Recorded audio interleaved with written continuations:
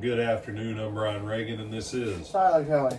and we are coming to you with our midday meditations. Today we are in 2 John. Believe it or not, we will probably make it out of this little book this week. And today we are in verses 10 and 11. If you don't mind reading those, Tyler. If anyone comes to you and does not bring this doctrine, do not receive him into your house, nor greet him, for he who greets him shares in his evil deeds. All right. So the simple fact is here, what's he saying? That if they don't bring the doctrine of Christ, what is the doctrine of Christ? The doctrine of Christ is that truth that they have known and that they have been living by. And he's warning them, if someone comes with something other than the pure gospel, don't give them quarter, don't wish them a good day, don't do any of that. Because if you do, all the evil they do is your evil. Not because Brian says so, because he says so. He says, don't receive him into your house, don't greet him. Otherwise, you say, but brother, no. There's no but brother to this one. Are you not bringing the doctrine of Christ? Are you teaching against the plain teaching of Jesus? I can't bid you good day. I can't say, great to see you, guy. You say, well, that would make life kind of more difficult in the world around us. It does. How to be polite without endorsing wrong belief. You say, how do we do that, brother? Well, in case you figure it out before I do, you let me know. Most of the time I've noticed two things.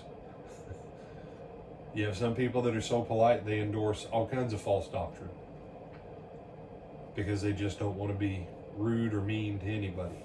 And I get that desire. It's nice to be liked. It is nice for people to like you. And then sometimes you get the other swing of the pendulum. And unfortunately, this is what, and he said, no, this is why we have that other swing where you're so nice to everybody that you actually endorse all kinds of wrong, is because there is another swing to that pendulum that says, unless you're right on everything, we're going to be mean to you.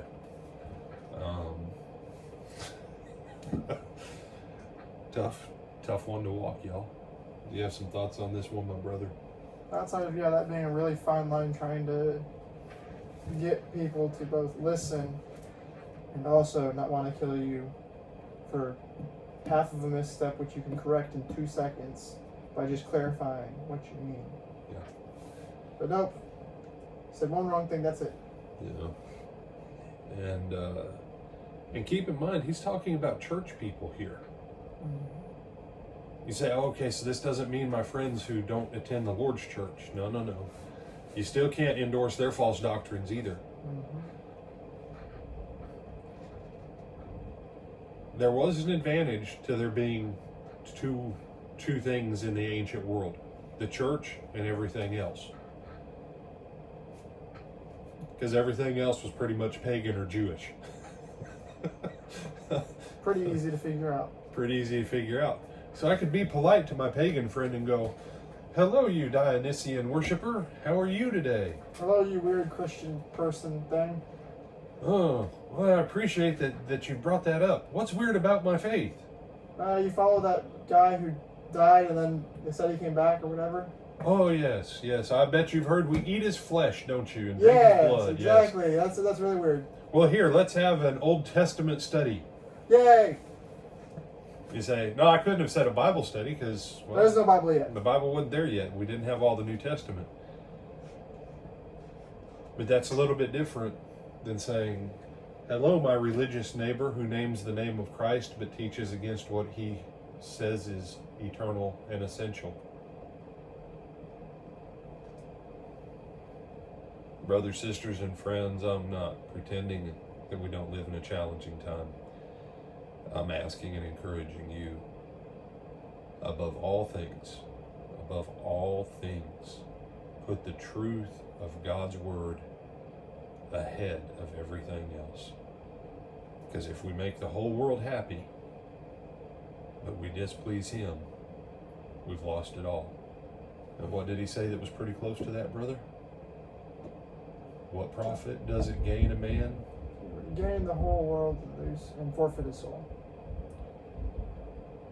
So with today's midday meditation, I want to encourage you, resolve to hold on to the faith with everything you got and make pleasing God your number one priority. I'm Brian Reagan. This is Tyler Kelly. Lord willing, we'll see you back 7 o'clock tonight for our midweek Bible study, live stream and at the building. Until then.